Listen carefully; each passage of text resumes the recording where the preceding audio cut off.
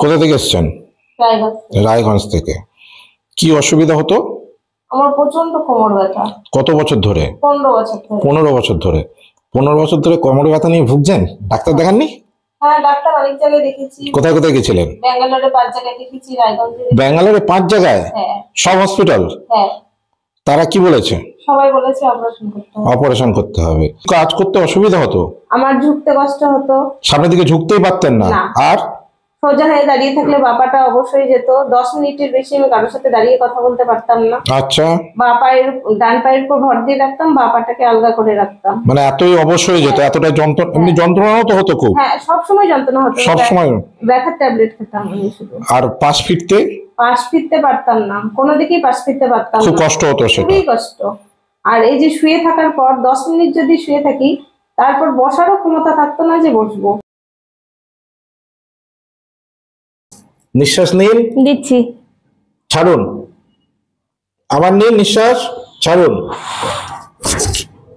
আবার নিঃশ্বাস নিন, নিন, ছাড়ুন। জোরে নিঃশ্বাস নাও, ছাড়ো, ছাড়ো।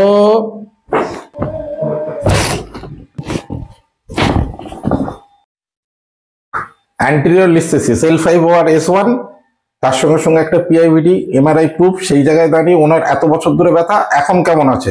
আজকে 3rd ডে ট্রিটমেন্টের পর কেমন আছে? কেমন আছেন? অনেক সুস্থ।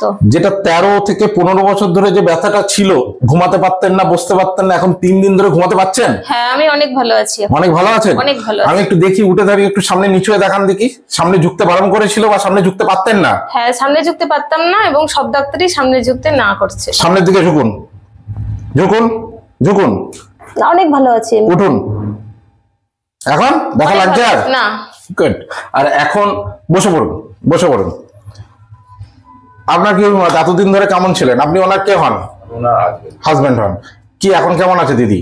মানে এত ভালো বলা যাবে না, এত ভালো। আমি খুব কষ্ট পেয়েছি উনার কষ্টের জন্য। এত কষ্ট পেত, মানে আপনার এখানে আসে আমার ওয়াইফ যে এত সুস্থ হয়ে গেছে, তা তো আপনাকে বলতে পারবো না। এত ভালো আছে, এত ভালো আছে, এত ভালো আছে, 3 দিনে এত ভালো হয়ে গেছে। আরে বাবা দিদি, থ্যাংক ইউ, থ্যাংক ইউ।